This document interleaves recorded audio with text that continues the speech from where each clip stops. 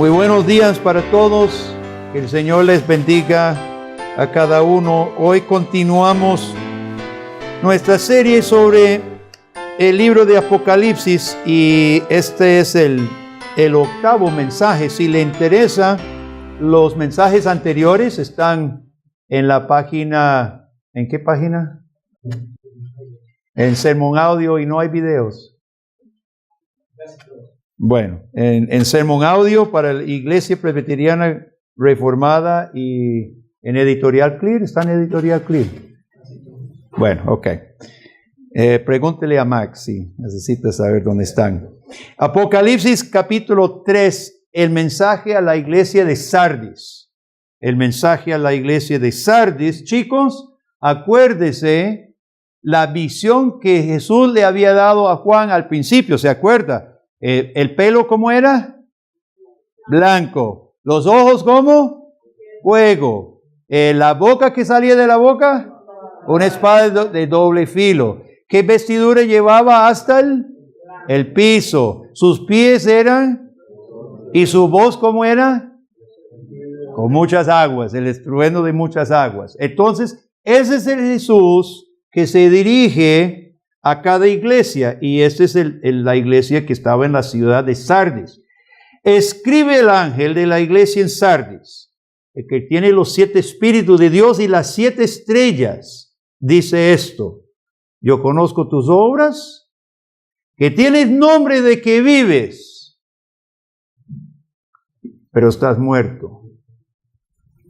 Sé vigilante y afirma las otras cosas que están para morir, porque no he hallado tus obras perfectas delante de Dios.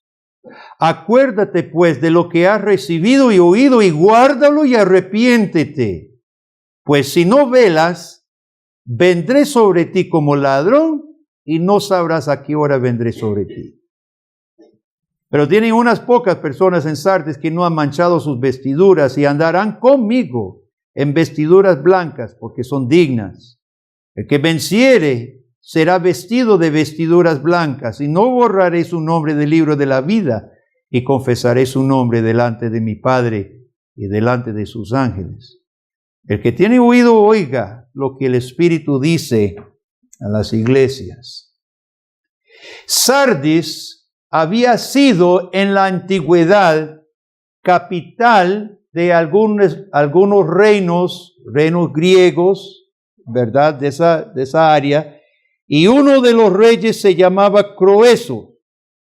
Y el historiador Heródoto nos relata que cuando los persos bajo Ciro, usted se acuerda de su historia antigua, ¿verdad? Los persos bajo Ciro estaban expandiéndose hacia el occidente, sitiaron a Sardis. Pero los ciudadanos de Sardis estaban muy confiados porque Sardis estaba ubicada en las faldas de las montañas con despeñaderos alrededor. 3 lados tenían despeñaderos y solamente debían defender la entrada, entonces estaban muy confiados. Pero resulta, nos cuenta el historiador, que algunos persos soldados se fueron a aventurar y subieron las montañas por detrás y desprevenido entraron a la ciudad totalmente inesperados. Y lograron descompensar, desestabilizar y que la ciudad fuera tomada. Solamente 14 días después del sitio esto sucedió. No duró nada la caída de Sardis. Los historiadores de Heródoto en adelante achacaban el desastre por la falta de vigilancia de los que defendían la ciudad. Llegó a ser un refrán. Llegó a ser algo conocido. Como los vigilantes no velaron, cayó Sardis. Pues aparentemente los cristianos en Sardis habían olvidado la lección de su propia historia, porque no estaban velando. ¿Cómo se presenta Jesús?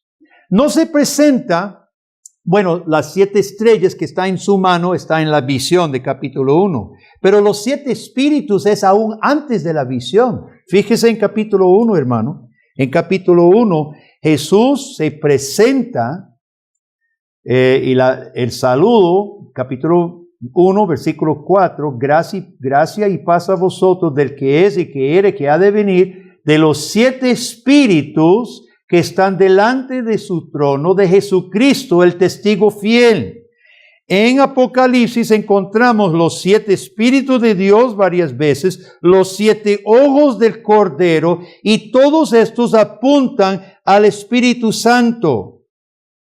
Representa el Espíritu Santo. Se llaman 7 porque es completo, 7 porque están en toda la tierra, no son 7 espíritus, es un solo Espíritu Santo, pero se habla en términos de 7 ojos, de 7 espíritus. Jesucristo dice en capítulo 3 a la iglesia de Sardes, el que tiene los 7 espíritus.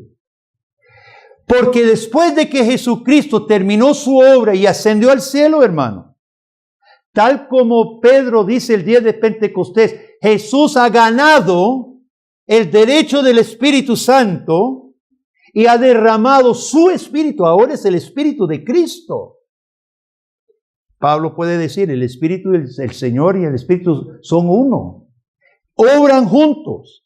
Y Jesucristo se presenta a la iglesia en Sardis, hermano, como portador del Espíritu de Dios, porque Sardis había olvidado la cercanía de Cristo. A Jesús no lo vemos, pero su Espíritu Santo sí está presente. El hecho de no poder ver a Jesús, niños, el hecho de no poder ver a Jesús no significa que no esté presente. Y Jesús tenía que recordarle a la iglesia de Sardis, estoy presente mediante el Espíritu de Dios. ¿Qué había pasado en Sardis? ¿Sabe? No se menciona ningún factor externo como en las otras iglesias, persecución o los Balaam o los Jezabeles o la sinagoga de Satanás, los judíos que perseguían la iglesia. Aquí no se menciona ningún factor ajeno a la iglesia. Parece que en Sardis vivían tranquilos. Parece que en Sardis no había habido persecución. En Sardis, hermanos, más bien la paz y tranquilidad que tuvo la iglesia representó otro peligro terrible para la iglesia de toda la historia hasta hoy. La paz, el bienestar, la tranquilidad pueden adormecer tanto a una iglesia que se pierda la fe. Y es lo que había pasado en Sardis. ¿Cuál era la condición espiritual de la iglesia? Ellos tenían fama de estar vivos. Eso es lo que significa el versículo 1. Dice, yo conozco tus obras, que tienes nombre de que vives. Tenía fama, tenía reputación de ser la iglesia viva. Ellos tenían sus servicios dominicales. Nada faltaba. Tenían sus eventos. Tenían sus programas. Tenía reputación de ser la iglesia de moda. Todos querían irse para la iglesia en Sardis. Tal vez los pastores en Asia Menor, especialmente los que estaban llevando palo bajo persecución, añoraban pasarse a Sardis, donde la iglesia estaba grande, estaba pura vida, como diríamos, estaba muy bien, pagaba buen sueldo, había paz y tranquilidad. Tenía fama de ser la iglesia viva, prestigio, famosa. ¿Y qué dice Jesús? Pero estás muerto. Muerto. Ni siquiera dice Jesús estás enfermo. Dice muerto. ¿Cómo pudo estar muerta esta iglesia teniendo fama de estar viva? Uno desde afuera veía una iglesia con todas las actividades, cualquiera diría, ¡qué buena iglesia! Pero el que tiene los 7 espíritus de Dios, hermano, escudriña hasta el alma, ¿no? El que tiene las 7 estrellas en la mano sabe cómo está cada una. No lo olvidemos. Jesucristo no mira como el hombre mira, como miramos nosotros externamente.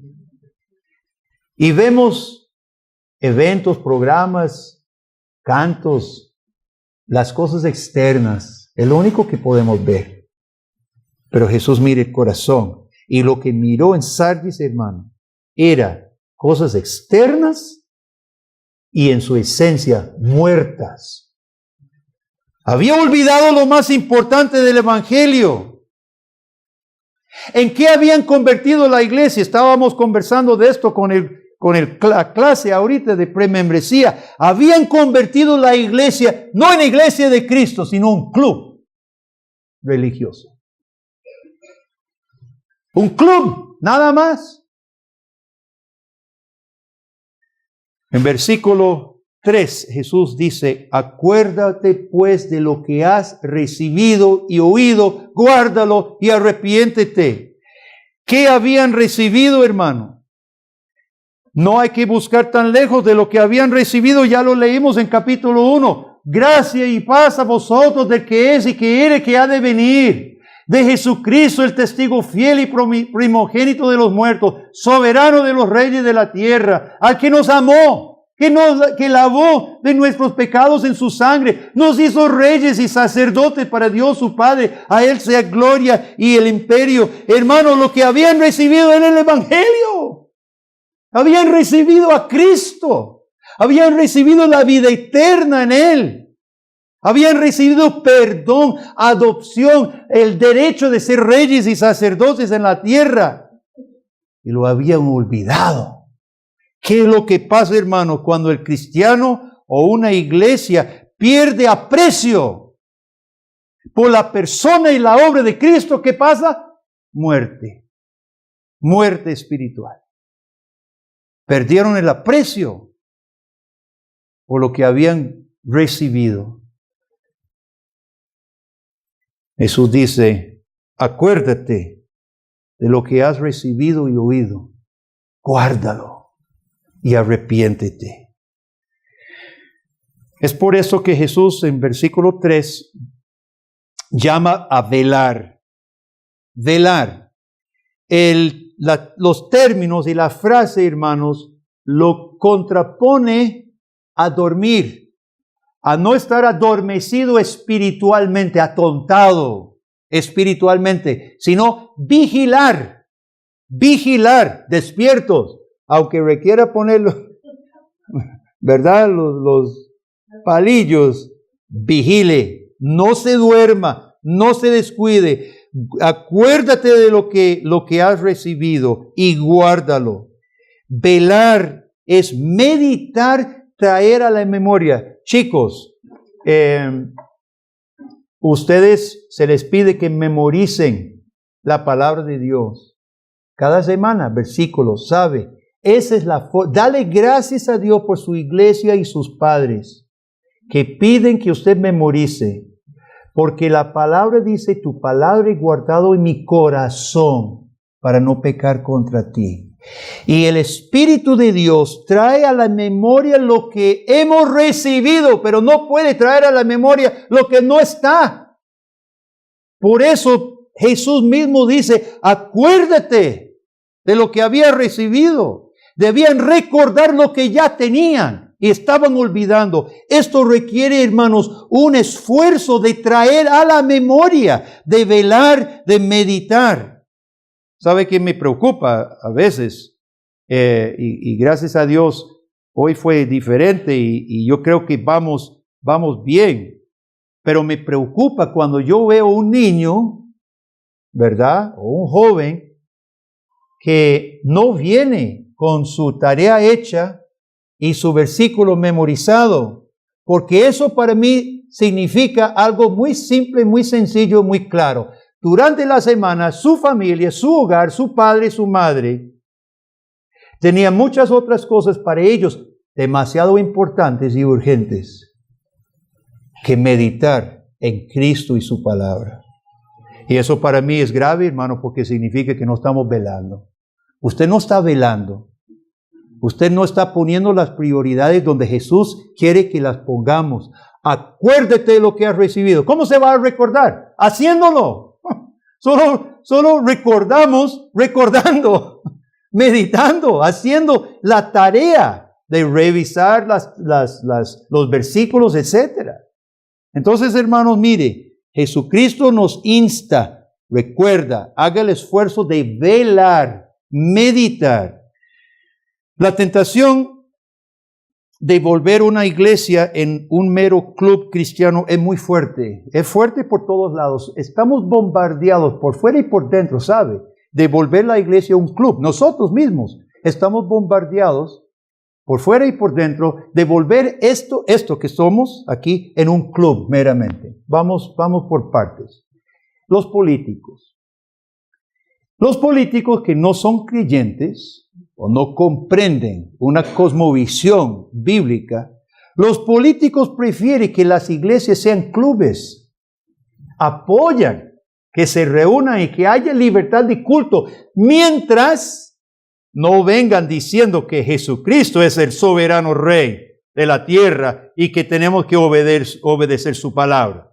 Mientras no molesten los cristianos, váyanse a sus iglesias, haga todo lo que quieran, le damos libertad y los apoyamos. Que sea un clubcito, no heraldos del que dijo ser el soberano Rey de la tierra.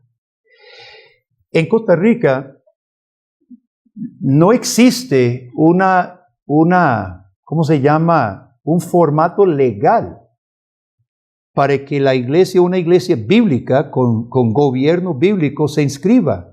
La ley de asociaciones no encaja con la organización de una iglesia con junta de ancianos, con consistorio, con presbiterio, no encaja. Las leyes de la tierra ni siquiera toman en cuenta la existencia, ni siquiera proveen para la asociación, para la organización de una iglesia bíblica. Así que, hermanos, la presión desde afuera es fuerte de que nosotros pues nos volvamos un mero club religioso nada más. Pero en segundo lugar, tu carne y la mía también lo pide. ¿Qué es lo que pide la carne, hermano?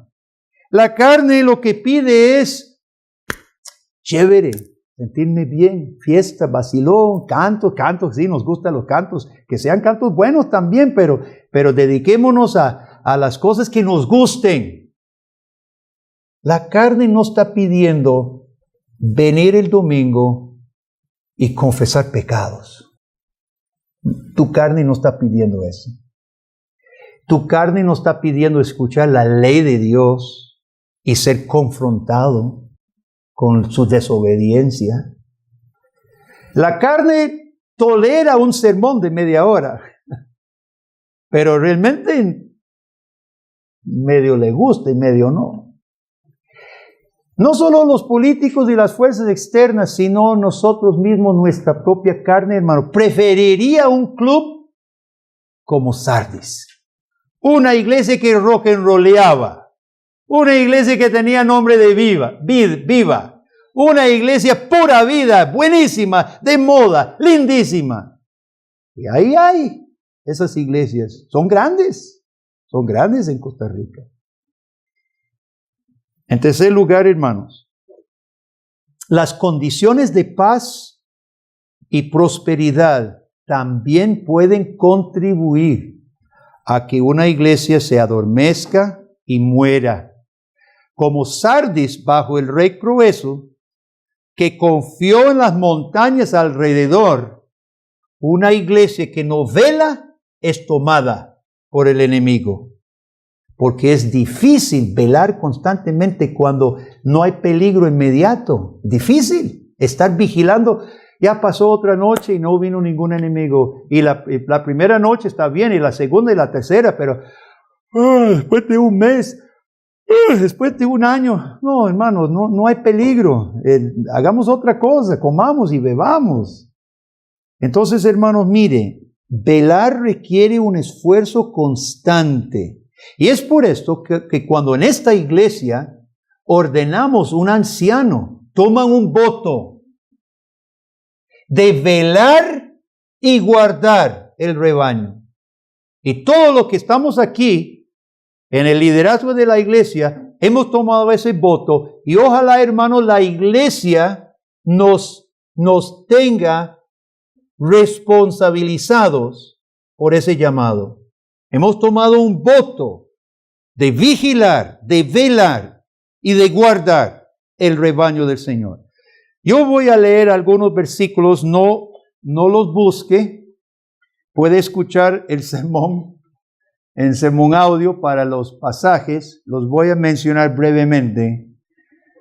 Pero voy a comentar cuáles cosas debemos velar. Y en el Nuevo Testamento tenemos muy claramente las cosas que Dios manda por las cuales debemos velar. Por ejemplo, la sana doctrina. En nuestro tiempo las iglesias están cayendo a diestra y siniestra en doctrinas falsas y antibíblicas. Y Pablo dijo a Timoteo en 2 de Timoteo 1, 13 y 14, retén la forma de las sanas doctrinas que de mí oíste en la fe y amor que es en Cristo Jesús. Guarda el buen depósito.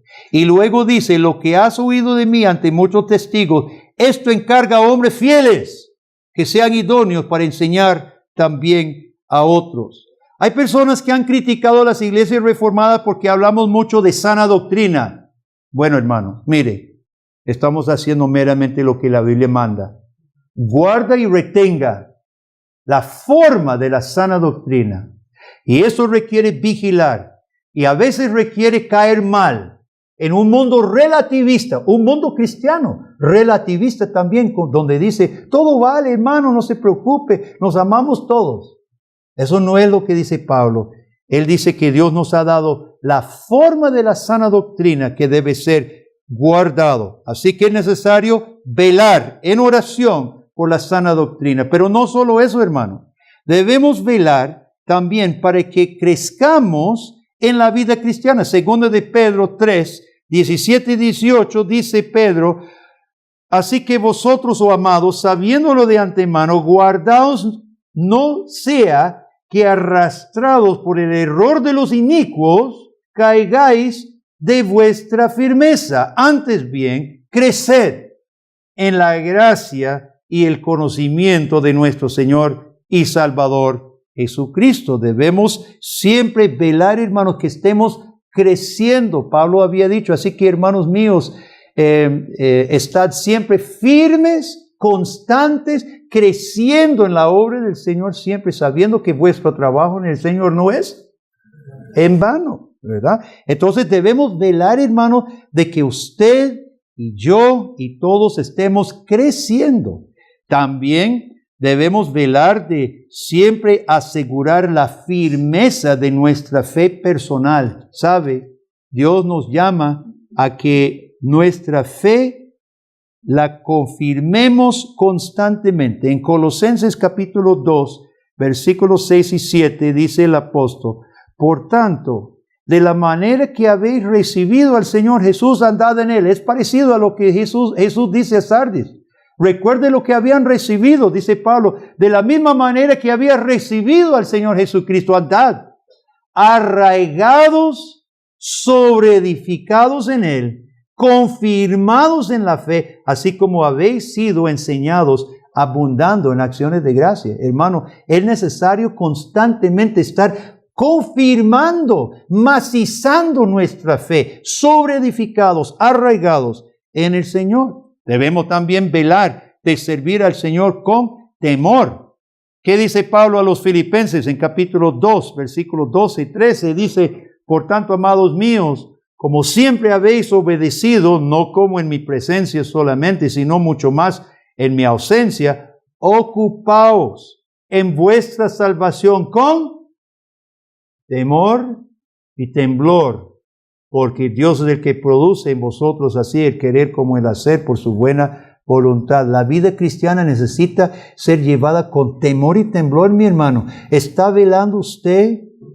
¿Está vigilando usted de que en su corazón haya temor santo de Dios? De manera que se ocupe con todas sus fuerzas en su salvación, arrojado siempre sobre Dios que pone tanto el querer como el hacer. Debemos vigilar que amemos unos a otros no fingidamente, sino realmente, como Pablo dice en Romanos 12. El amor sea sin fingimiento. Aborreced lo malo, seguid lo bueno, amaos los unos a los otros con amor fraternal. En cuanto a honra, prefiriéndoos los unos a los otros. Eso requiere velar, hermano. Usted sabe que caemos en rutinas malas. Caemos en rutinas egoístas. Caemos en actitudes egocéntricas. Caemos en el famoso yo-yo. Yo para arriba, yo para abajo y nadie más. Velar en oración significa también velar por amar a otros y preferir a otros y dar honra a los demás. Debemos velar por orar sin cesar, como Pablo dice en 1 Tesalonicenses 5:17, orad sin cesar. Estamos orando. Fabiana nos provee la lista de peticiones y alabanzas cada semana. Velamos, hermanos, estamos velando unos por los otros, alabando a Dios junto con nuestros hermanos y también suplicando a Dios intercediendo los unos por los otros. Espero que sí. Velando en oración. Y finalmente, y habrán otras cosas, pero nada más esta pequeña lista, hermanos. Finalmente debemos velar de confesar a Cristo delante de los hombres. Jesucristo en Mateo 10, en el contexto de persecución, dijo, no tema el que puede matar el cuerpo, tema al que tiene la potestad de echar cuerpo y alma en el infierno, a él tema. Y en ese contexto Jesucristo dijo, si me confiesan, el que me confiesa delante de los hombres, le confesaré delante de mi Padre. Y el que me niega delante de los hombres, le negaré delante de mi Padre. Y ese es el mensaje que Jesucristo dice aquí en Apocalipsis, volviendo a Apocalipsis 3. Jesucristo dice, el que venciere, le daré vestiduras blancas, no borraré su nombre del libro de la vida y confesaré su nombre delante de mi Padre. Velamos, hermanos. Vigilamos nuestro corazón, nuestra mente, nuestra boca. Vigilamos de tal manera que nosotros confesamos a Cristo delante de los hombres. Las palabras finales de Cristo. Jesús reconoce que algunos pocos no habían manchado sus vestiduras. Oiga cómo Jesús ve la iglesia de mejor fama de la región. La iglesia de moda, la iglesia viva, la mejor iglesia según ellos, ¿verdad? Tenía fama, no solo interna, fama entre las otras iglesias. Oiga cómo Jesús pinta la iglesia. Poquitas personas no han manchado sus vestiduras. Jesús todo lo ve, sabía que había algunos cristianos velando en estas cosas, que estaban contristadas, estaban tristes de lo que estaba pasando. Y Jesús reconoce que ahí ellos estaban. Recuerde que Jesús mira el corazón, hermano. Entonces aprendamos nosotros a no medir el éxito como el mundo lo mide. Recordemos nosotros no medir la prosperidad y la fama como el mundo lo mide. Jesús nos enseña cuáles son las cosas importantes. Y Jesús dice, a los que vencen se le dará vestiduras blancas. ¿Cuáles eran las vestiduras blancas? Para bodas. Se les daba su ropa de boda. Y aquí son vestiduras blancas, que en Apocalipsis significa aquellas que fueron lavadas por la sangre del Cordero. ¿Qué significa las vestiduras blancas que nos da? La justicia de Cristo. La justicia de Cristo se nos dará en el momento, en las bodas del Cordero, cuando somos introducidos, somos recibidos por Jesucristo mismo. Dice, se le dará sus vestiduras blancas. Y no solo eso, sino Jesús dice que no borrará su nombre del libro de la vida. Este libro, hermanos, tiene un trasfondo largo en el Antiguo Testamento. Usted sabe que las tribus de Israel, cada uno tenía su libro, el número de números, el libro de números, tiene los tribus y las familias. Y cuando volvieron del exilio, en Crónicas, tienen que haber sido encontrados en el libro para que se le diera su parcela. No era cualquiera que llegara a decir, yo soy hijo de Abraham. Ah, bueno, vamos a ver. Y sacaban los rollos y veía la lista. ¿Y cuál es tu familia? Fulana. Es que no se encuentra aquí, lo siento. Había un libro del pueblo de Israel en el Antiguo Testamento. Pero aún en el Antiguo Testamento, hermanos, no bastaba tener genes abramaicos, un gen, un ADN de Abraham, no te salvaba. Y hay varios pasajes en Deuteronomio 32, Salmo 69, Daniel 12 y otros, que dejan muy claro de que no por ser hijo de sangre de Abraham se salvaba eternamente. Usted sí pertenecía a Israel, tenía derecho a su parcela aquí en la tierra, pero eso no garantizaba su salvación. Los judíos entendían que existía un libro celestial de los que eran de la fe de Abraham, no solo de la sangre de Abraham. Siempre había un libro en el cielo que Dios manejaba de los que tenían verdadera fe en Él. Los judíos en el tiempo del Nuevo Testamento maldecían a los cristianos, les decían nazarenos, y oraba a Dios que borrara del libro de la vida el nombre de los nazarenos, los que seguían a Cristo Jesús. Ellos entendían que había un libro en el cielo en que si no se encontraba, no se salvaba. Y aquí Jesús promete a los suyos que sus nombres no serán borrados del libro de la vida. Querido amigo que me escucha en esta mañana, si usted está aquí, si nos está escuchando por medio del internet, quiero hacerle la pregunta sumamente urgente e importante. ¿Está seguro usted que su nombre está escrito en el libro de la vida? Podemos estar seguros. Necesitamos estar seguros, mi hermano, porque un día se abrirán. Y ese día viene. Ese día viene. Y se abrirá el libro. Y el que no esté inscrito, hermano, irá a castigo eterno. Entonces, hoy Jesucristo, por amor y por misericordia, nos está diciendo a todos, asegure su nombre que esté escrito en el libro de la vida. Jesucristo es el que da gracia, misericordia, el Salvador, el Rey soberano. En Él encontramos, hermanos, el perdón, la salvación y la seguridad de que nuestro nombre estará escrito en ese libro que se abrirá el día de juicio.